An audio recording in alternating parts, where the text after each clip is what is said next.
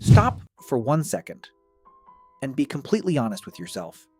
If someone handed you $10,000 right now, no strings, just cash, would you actually know what to do with it?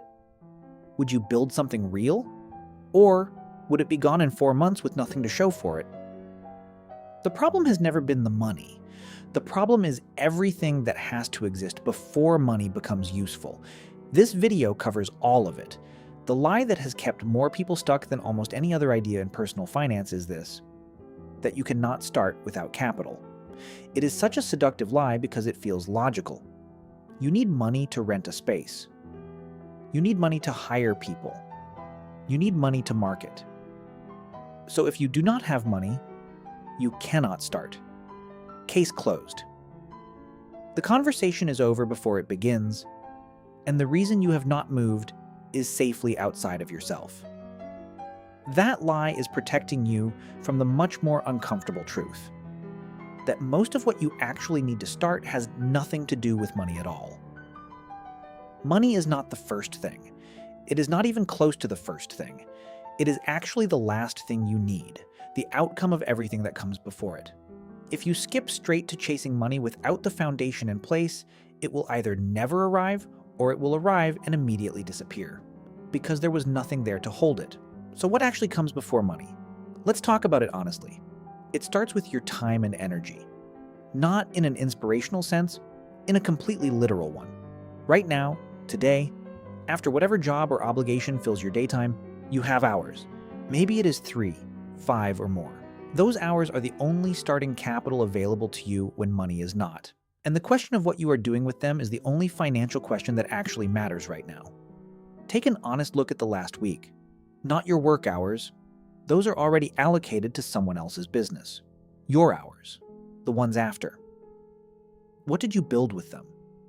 Not what did you watch or scroll or plan to do tomorrow. What did you actually make progress on? For most people who feel stuck financially, the honest answer is nothing. And the reason is not laziness in the way we usually mean it. It is that nobody ever clearly told them that those specific hours, the ones that feel like they belong to rest and recovery, are actually the engine of everything they say they want. Your job pays your rent, your hours after build your future. Both are real, but only one of them belongs entirely to you, and only one of them is building anything that will matter in 3 years. The ratio between those two things is worth looking at honestly. Now, those hours only become valuable if they are pointed at something specific, and this is where most people lose years without realizing it. They spend time without direction and then wonder why nothing compounds. Time without skill is just effort, and effort alone has never made anyone wealthy. When people talk about learning a skill, the conversation almost always goes straight to courses, certifications, and credentials.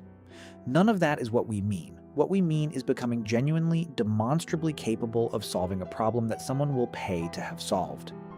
That is the entire definition. The market does not pay for the appearance of competence. It pays for actual results delivered reliably. We all have that one friend who has never struggled financially despite never having a traditional career path. There is almost always a skill underneath. They can fix things, or they can sell things, or they can build things, or they can communicate in a way that moves people to action. That skill is the thing. Acquiring it in 2026 does not require money. It requires access to the internet and the willingness to stay in the uncomfortable period of being bad at something long enough to become good at it. That period, the gap between starting and being good, is where most people quit. The ones who do not quit are the ones the market eventually finds and rewards. There are 2 types worth building in parallel, and both matter. One is the specific technical capability: video, writing, sales, coding, automation, design, whatever it is that directly produces a result someone will pay for. The other is harder to name, but more powerful: the ability to communicate, to connect, to be genuinely trusted and liked by the people around you. The second one makes the first one worth more in every situation you will ever encounter. Build both at the same time. Neither alone is enough. Once you have the hours pointed at the right skill, something starts to become possible that was not possible before. You have something worth showing. In 2026, that matters more than at any other point in history because showing your work costs exactly $0. Attention is a form of capital. This sounds abstract until you think about it concretely. Say you want to open a barbershop, but you cannot afford the lease yet. Old answer, save until you can. New answer, build the audience before you need the space. Pick up your phone. Document the craft.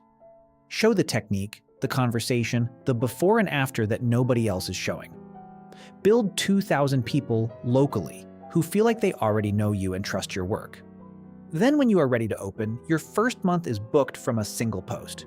No marketing budget, no advertising spend. Just the attention you built before you needed it. That model works for a barbershop, a consulting practice, a food brand, a freelance service, a digital product, any of it. The principle is the same.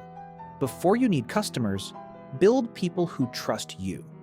You do that by being consistent, by teaching what you know, by showing the process and not just the finished product, by letting people see the real version of what you are building. You do not need a polished brand to start. You need a genuine perspective and the discipline to show up with it. The compounding effect of this is something most people underestimate until they experience it firsthand. Because the more visible your work becomes, the more the fourth piece starts to happen on its own. Every significant professional leap anyone makes, and think about the people in your own life when you consider this, almost never happens in isolation. A conversation with the right person at the right time compresses years of trial and error into an afternoon. A connection made through someone else opens a door that would have taken years to find alone. A mentor who has already solved the exact problem you are currently staring at saves you from months of expensive mistakes. Relationships are leverage, not in a transactional way, in a foundational one. The people you have access to shape what you know, what you can do, and which opportunities reach you. The thing most people get wrong about building relationships when they are starting from nothing is that they approach it as a chase. They try to get close to people ahead of them by wanting something from them, and valuable people sense that immediately and pull away. The way it actually works is simpler and harder at the same time. You become someone worth knowing. You do visible work. You build skills people can see. You grow an audience that demonstrates momentum. You document the journey honestly. And then something shifts. Instead of you reaching out cold to people who do not know you, people who have been watching quietly start to reach out to you. The right network does not respond to pursuit. It responds to proof. So by the time money arrives, and it does arrive when the first four things are in place, it is a completely different experience than it would have been at the start. At the beginning, money without the foundation is just a countdown. You spend it, it's gone, and the underlying problem is unchanged because nothing that was supposed to hold it was ever built. After the foundation, your hours deployed intentionally, a skill the market actually rewards, an audience that trusts you, relationships that amplify your work, money is a multiplier. You know what to build with it because you have already been building without it. You know where to aim it because you have already been making decisions without it. You have the infrastructure to make it compound rather than evaporate. This is why the sequence matters more than the starting point. Two people standing at zero right now, one who understands this order and one who keeps waiting for capital, will be in completely different places 3 years from today. Not because of luck, not because of privilege, because one of them started on the first thing, and the other one spent 3 years waiting for the last thing. You already have the first thing. You have had it this entire time. Your hours exist. The gap between where you are and where you want to be is not a money problem. It has never been a money problem. It is an hours problem. And that one, unlike capital, is entirely within your control starting tonight. Drop a comment below. What is the one thing on this list you know you need to work on most right now? Be honest.